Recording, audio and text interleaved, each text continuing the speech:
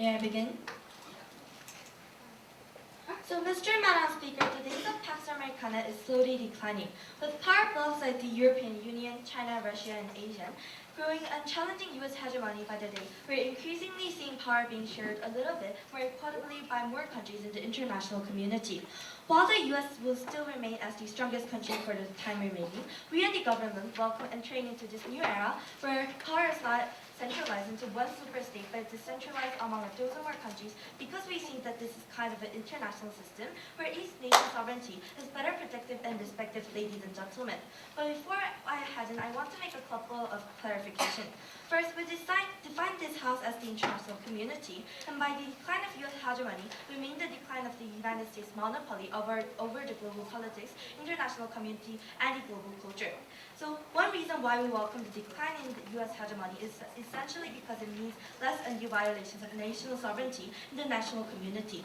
So when the U.S. enjoyed hegemony in the international community ever since the end of Cold War, they used their overwhelming power and influence on other states by supporting dictators and oppressing democratic movements to advance U.S. interests. For example, the U.S. supported dictators such as the fascists Augusto Pinochet in Chile, to the murderous Ferdinand Marcos in the Philippines, to the criminal Mobutu, Seko of the Democratic Republic of Congo. So the United States, ladies and gentlemen, used their power to topple down popular elected leaders in dozens of countries and replace them with dictators who oppress millions of citizens. In fact, to be exact, the U.S. actively supported 70 dictators during the past few decades because it was easier to get what they wanted by supporting an unpopular leader who was only in power because of the U.S. influence.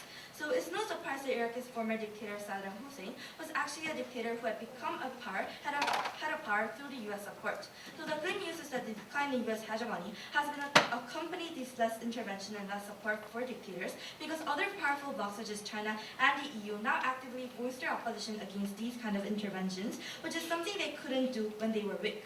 So decline of U.S. powers has forced the U.S. to some extent to play by international rules, which we think it is a positive change for millions of people around the world, because it means less interference on their rights to self-determination and their rights to autonomous sovereignty. So the second argument we want to make is that the U.S. decline also means that the sovereign states can more actively make independent sovereign decisions in life where they have their own interests. When the U.S. enjoy hegemony and control over the global affairs, many states were indirectly coerced into making decisions that were not truly in their own interest, simply because the single superpower in the world demanded these decisions. In fact, according to one study, it estimates that the U.S. have benefited over $7 trillion by using their political influence to push smaller nations into making sacrifices and concessions for the benefit of the U.S. nation that rely on the U.S. for security and are often pressured to make unpopular decisions in favor of the U.S. and other countries heavily rely on the U.S. for trade have made many such decisions as well. We think that this is good to have the EU and China, Russia, ASEAN, the African Union, and other enormous blocs rise up to the challenge U.S. hegemony, because it means that smaller nations have alternatives to the U.S., which means that they have more options, and it means the U.S. is less capable of exerting some influences as it once had, Madam Speaker. So the third and final argument is that U.S. decline means that there is more room for development for other countries. According to Professor Chang Ha-jun, who is not along with this, the United States has used their monopoly over global institutions such as the World Bank, IMF, and WTO to further advance their own economic interests. As the majority shareholder, they have been able to advance their own economic interests. So they use these institutions to force countries, but as these loans to institute new liberal economic policies through the notorious structural adjustment programs, SAPs, that have hampered development in so many countries. So even though the WTO they have pressured many developing countries to open their markets way prematurely, in the name of free trade, they left their domestic markets vulnerable to foreign competition. So we believe that we should actually welcome the decline of the U.S. hegemony to actually give the actual individual choices for individual nations, and I'm proud to propose. Thank you.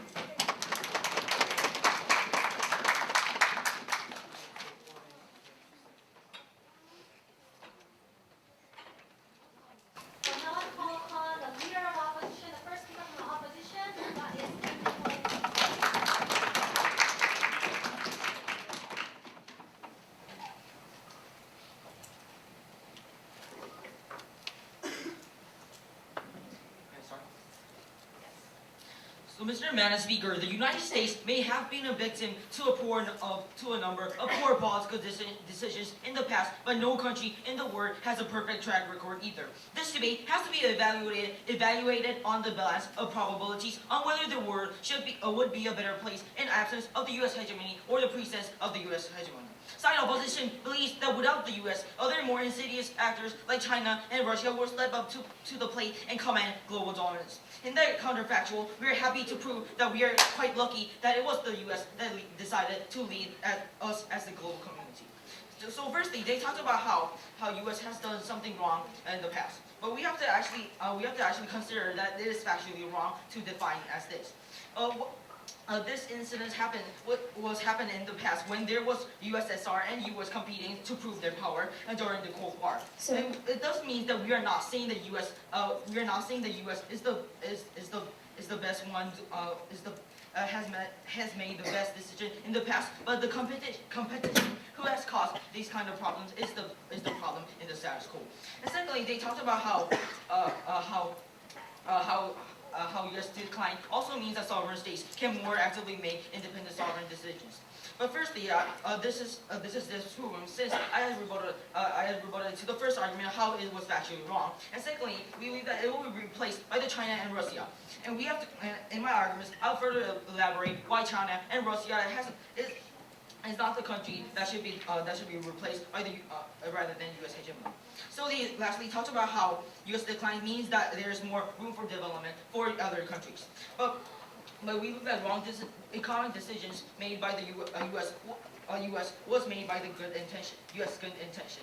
They were just helping them to actually recover from serious economic damages, and we believe that U.S. is not the ones who made these decisions. The economists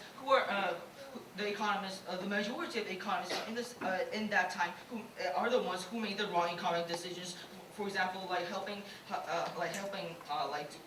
poor countries with structural adjustment programs. So I rebutted to the Prime Minister's points, and I'll present the two arguments in my speech. So firstly, I believe that it allows the competing hegemons such as China and Russia will perpetuate far more harm to the global community. And secondly, any real decline will probably result in more adverse reactions from the U.S. to maintain global dominance. So firstly, it allows the competing hegemons to our front from more insidious nations like China and Russia. So the political reality that we live in only sees three main nations as competing hegemons: the U.S., China, and Russia. The key trait of a hegemon is an actor that practices interventionist foreign policies and actively tries to perpetuate their influence over other nations. We see this excessively with Russia, who continuously asserts their military dominance over Balkan states around them and assisting dictatorial regimes for their strategic interests in those regions. So we also see this evidently with China taking over ownership of African resources with their vast investment and with the flex of their military muscles over the territories of other nations in the South China Sea. So this counterfactual will perpetuate massive harm to the rest of the global community. Unlike the U.S., who even on the worst days operate on the premise of justice and rights, Russia and China operate on the premise of self-interest and hostility. Russia is the only country in the 21st century who vastly practices especially policies. And whereas China shamelessly exploits African resources and manipulates their own currency in order to spoil the global market with the ridiculously low prices of their exports. So we believe that in conclusion, the reality of being led by the U.S. hegemony is far more favorable than any other potential counterfactuals. So definitely, any real decline will probably result in more adverse reactions from the U.S. to maintain global dominance. So in a world where the U.S. hegemony is truly on its way to be defeated, this will transform the U.S. into a far more hostile and antagonistic actor in its last-ditch attempt to maintain its power. So in the past, we have seen this version of the U.S. when they deliberately joined the World War and ordered to have a place in the global order, and we've seen this U.S. resurfacing in the Cold War when they believe that Russia is trying to defeat its global influence. So therefore, I'm very proud to oppose with this motion.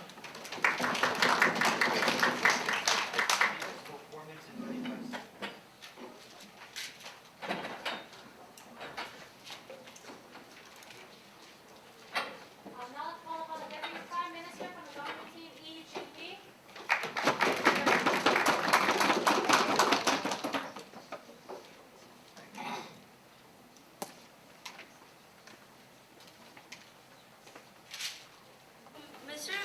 Speaker, the opposition is unhappy with the fact that we label U.S. as a bad dictator. However, Mr. and Madam Speaker, whatever the purpose was, U.S. used inhumane and unjustifiable methods to achieve their goal. U.S. supported 72 dictators and caused so much sacrifices of innocent civilians. Today, side opposition vilifies China and Russia by saying that they did so much bad things for their self-interest and it is unjustifiable. But ironically, they say that U.S. supporting dictator was something unavoidable because they needed to gain power, which is also their self-interest. So the leader of opposition talks about how the leader of opposition talks about how the decline of U.S. will lead to emergence of China and Russia. However, realistically, China and Russia will not become the hegemony if U.S. power decline. Why? A. We do not think that China and Russia will become the hegemony. It is because U.S.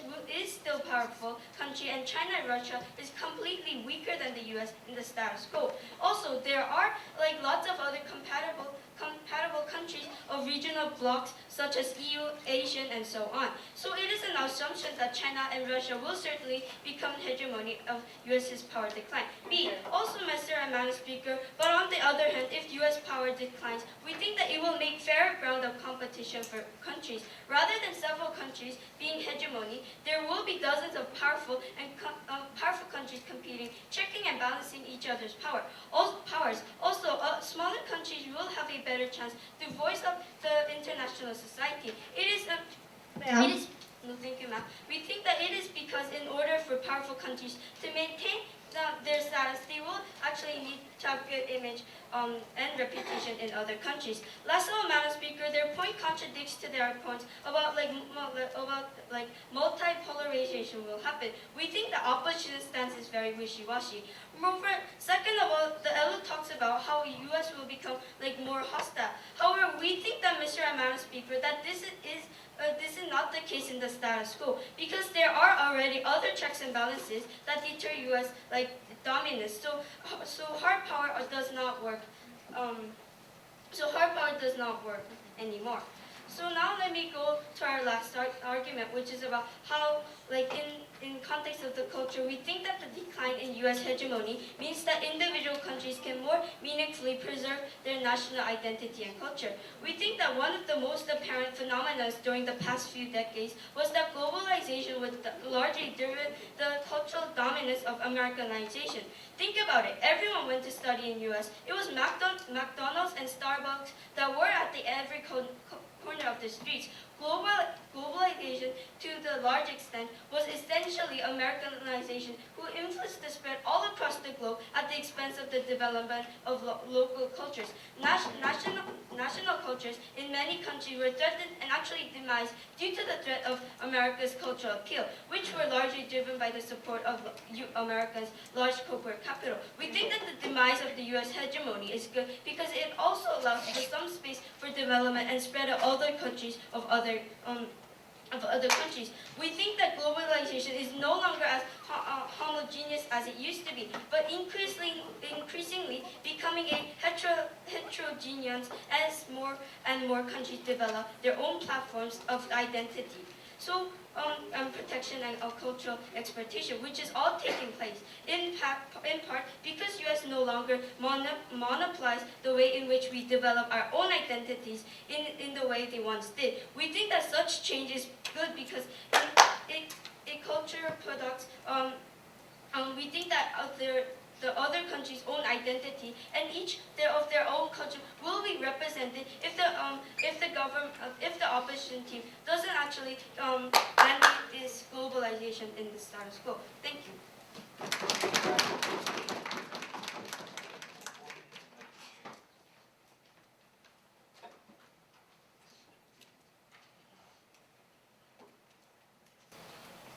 Now to call upon the deputy leader of opposition from the opposition team, and that will be Won Min Soo.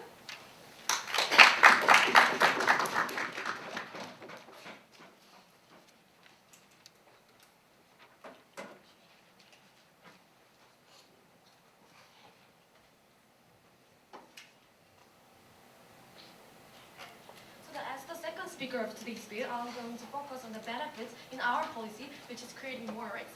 So firstly, I want to rebut to the Deputy Prime Minister. She said how U.S. hegemony is harming nation's own identity and culture. We have few responses to this. Firstly, what they have talked about is not really related to for today's motion. So we think that this is irrelevant for U.S. becoming hegemon. There are cases about harms of some countries being bigger than others. It's quite far away from today's motion. Also, we want to remind that it will be replaced by the other countries. What I mean is that when you get influence from the Russia, then we will have Russia tradition, and when you get influenced by China, we'll also get China's influence too. And second, we want to respond that we are influencing other countries too. So for example, when you see the K-pop, you're also influencing the other continent and other countries. So we think that their example was inappropriate for today's debate. Now I'd like to defend our team. So firstly, they talked about how China and Russia cannot be the hegemony. However, we think that this isn't true. In the current status quo, China are rapidly developing. Also, United States also fear China become too developed, and they cannot say what to do as they do into the other developing nations. And secondly, we think that it's impossible for a world where every countries are equal, having equal rights. So, for example, China is actually buying and taking away the Africa's land, and they are harming the environment. So now I'm rebutted to some of their major points. I would like to move on to our less substantive case.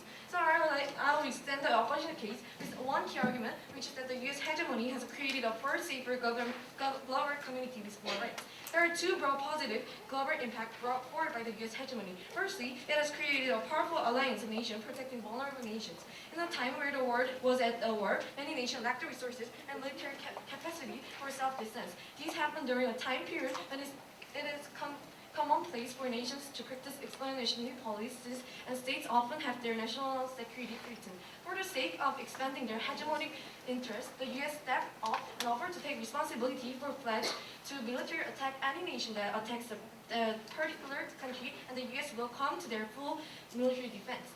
In Asia, some of these treaties still last until today with South Korea, Japan, and the Philippines. Secondly, the U.S. hegemony has resulted in the global movement of democratic rights.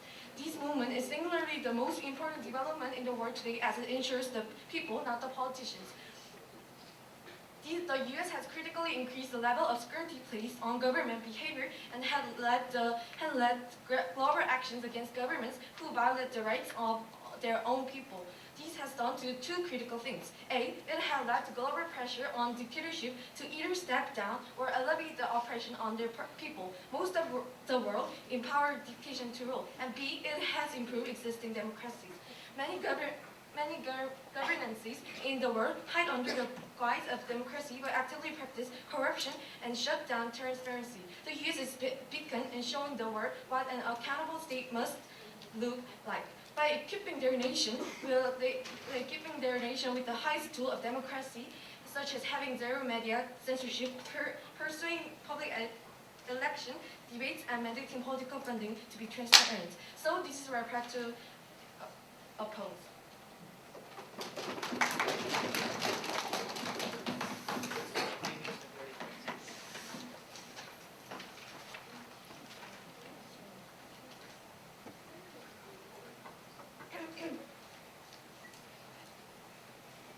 I'll now call upon the government whip, Mkedt.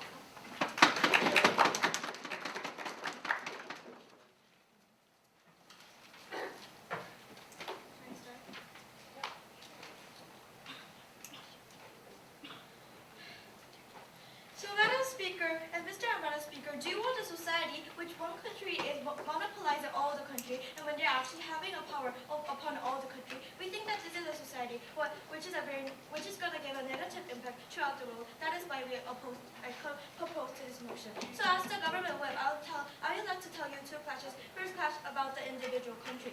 What is happening in the status quo, Madam Speaker? U.S. use this inhumane and unjustifiable methods to achieve their goal. We think that this is a negative impact that nobody wants to actually achieve, right? They tell us how U.S. is a democratic country. However, when we see these cases, when they support dictatorship and when they actually support the dictator to be in to have power, even the goal is a democratic. Can you say that this is an appropriate goal for the hegemony? Ma'am. I think that this is totally not true. We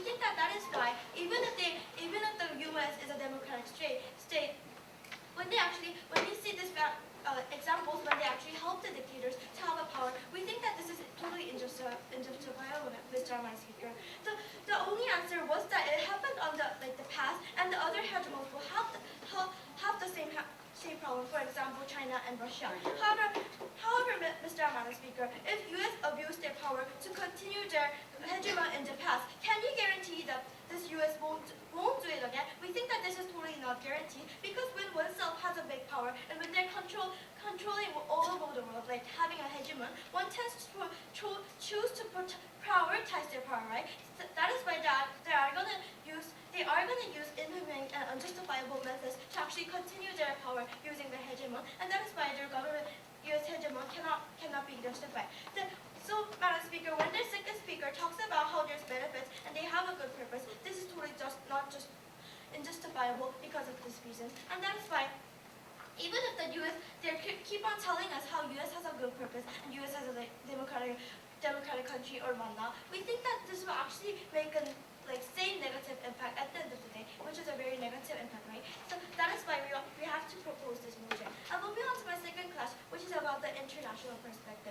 The important part is that when we mean by decline of the U.S. hegemony, it doesn't mean that they're going to use all the power at once. And rather, what will happen is that U.S. power declines little by little, and the other countries, like for example, China, Russia, and EU, and etc., will actually increase their power. We think that this is good, Madam Speaker, because there's a check and balance. We think that having this policy is not perfect, however, but a society which is better, we think that we're gonna make a society which is better, where equality is gonna get guaranteed more than their policy, and that is why the check and balance of this international society is very important, right? So furthermore, I would like to tell you why China and Russia cannot be the hegemon of this international society, which is the most important part of this debate. We think that China cannot be a hegemon, Madam Speaker, because they actually threaten other countries, like sparkly iron. We think that this is very negative, because the hegemon has to be friendly with the other countries, and they have to have an egalitarian relationship with other countries. We think that this is actually premise to be a hegemony at the international society. However, China does not have these factors, and that is why China cannot be a hegemony at the end of the day, Madam Speaker. And secondly, why Russia cannot be a hegemony at the end of the day. But the most biggest factor is that Russia actually helps Syria, right? We think that Syria is a country that most of the countries don't like. That is why they cannot be a hegemon in the first place. Secondly, there's expansion and policies that tend to increase that. We think that this is actually out of the international law. That is why we think that hegemony should not be out of the law. And that is why both China and Russia cannot be the hegemony at the end of the debate. And that is why we have to actually propose we think that the second argument cannot stand this debate. And that is why we are very proud to propose it. Here, here.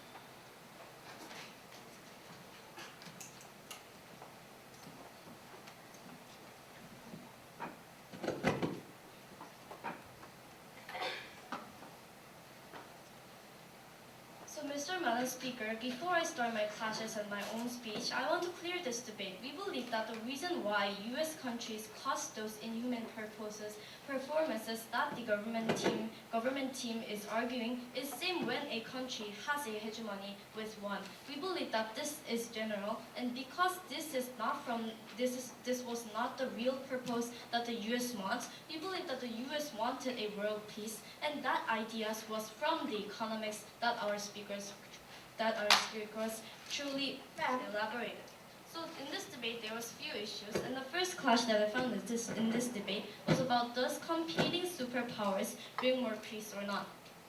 So in this clash, the government team stated a lot of examples, such as supporting dictators, Mr. Madam Speaker. But I have few responses. Firstly, all examples that they stated in this debate is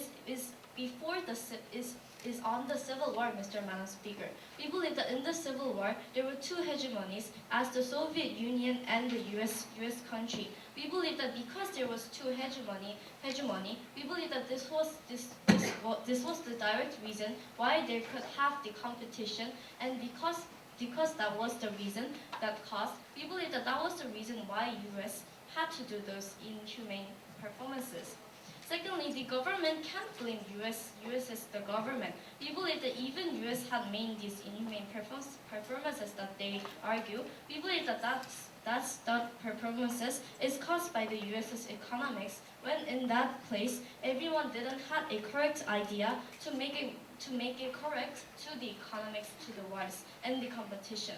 So they said that so we believe that when there was just one hegemony, these conflicts that they stated will not happen in the first place. So we believe that because there was two hegemonies, Soviet Union and the US hegemony, we believe that this conflict was caused because of these two hegemonies that they canceled.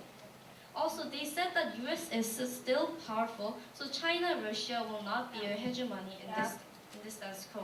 But we believe that this is a contradictory, because what is happening in this current status quo? We believe that China and Russia is enough to be a hegemony and make a negative effect to the current status quo, because the Russia and the China is affecting to the current status quo, to economics and the wars as it is processing.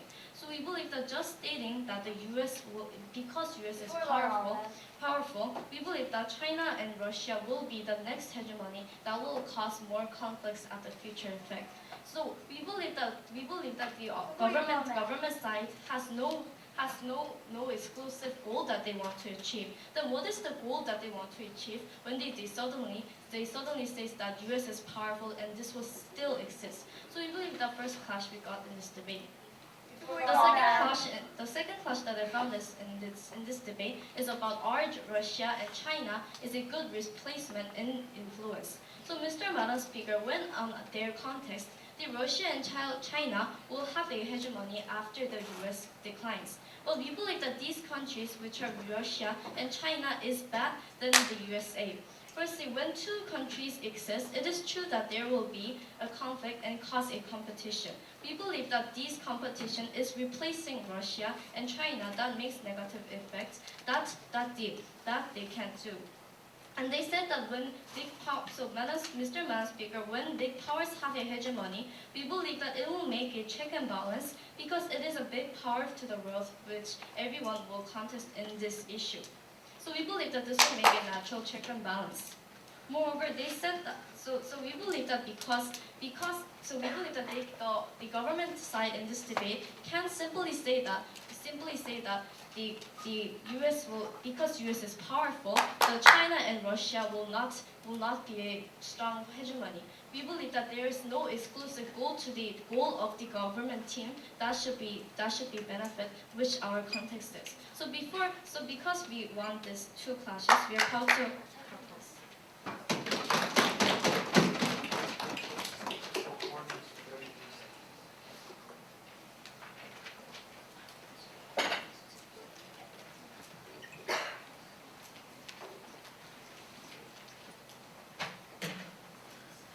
Now let's call upon the opposition reply, Lee Tae-eun. So, Mr. Madam Speaker, as the opposition reply of today's debate, I want to talk about two main issues in today's debate. So first of all, we talked about how China and Russia isn't a good replacement. So the government team kept talking about how it won't happen, but please prove to us why China and Russia is too weak to be the next hegemon. Right now, US may be stronger than China and Russia, but we're talking about when US power is declining. Secondly, we understand that US isn't a saint and they too are seeking for their own benefits too. However, as I continuously told you, US has the image of a humanitarian government, and we believe that this can actually lead to benefits for us and much better than China and Russia being the next hegemon. And since the China and Russia is the next strongest hegemon, next strongest country, we believe that this is actually the most realistic scenario, is that the China and Russia takes over when the US declines. We believe that this is very bad, and especially when the China and Russia are actually ignoring the human rights of the citizens. We also talked about how China is actually trying to dominate the Africa, and how they are destroying their their environment too. Secondly, I want to talk about this competition actually bring more peace. So we have continuously told you that competition will only cause more wars. The government talked about how U.S. violation and gave us an example of U.S. supporting the dictators. Our rebuttal to this was that it was during the Cold War when U.S. and Russia was both competing each other to prove their power. This actually proves how competition will be a much worse scenario. They continuously couldn't engage with this. They only kept talking about how U.S. supported dictators in the past. However, we believe that this cannot stand in debates anymore since we have already rebutted to this, just as I've mentioned. So we already told you that the competition will occur if U.S. decline, and we believe that this is bad because when U.S. declines and the competition starts, there will be more wars, and this is, we believe, this actually is contradictory to the government case. So for this reasons, we believe that we have won this debate. Thank you for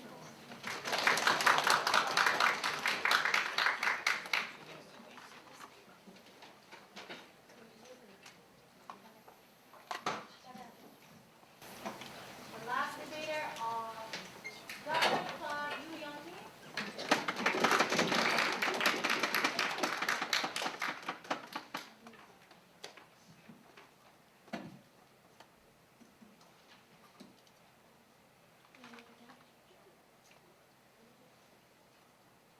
So, Madam Speaker, Mr. Speaker, before going into my speech, I would first like to clarify some points for the opposition team. So, first of all, we believe that we have stated that if the U.S. hegemony declines, then there will be dozens of powerful countries competing, checking and balancing each other's powers. So, rather than the hegemony emerge, the rights and the powers will be balanced. But the opposition team didn't hurt on this point and never responded until the end of the debate and ignored the proof of why there wouldn't be the hegemony. And first of all, Madam Speaker, we have first defined the meaning of hegemony as the monopoly over global policies at the international economy and global culture. So the opposition's rebuttal that also are violating the rights of the nations. And we believe that the opposition team needs to justify when China and Russia becomes the hegemony, they won't abuse the power. These China and Russia won't abuse the power. And we believe that there is no difference between having these two hegemony and one hegemony. And we believe there is no relevant link between the problem of the hegemony. And they also stated that the U.S. did those inhumane purposes because they had to do it. But even though we believe that this U.S. had to do these inhumane purposes things, we believe that they are the global leader of the world. That's why we believe that they shouldn't do these inhumane things. So now let me go into my speech. So our team's 4 arguments were first of all, there will be less violations of the national sovereignty and the international community, as our first speaker told you. So when this U.S. usually did things supporting dictators for their own country, we believe that, and there was a lot of intervention. Now, since the U.S. has less power than before, we believe that there will be less intervention. That's why it's a beneficial thing. And second of all, we believe that U.S.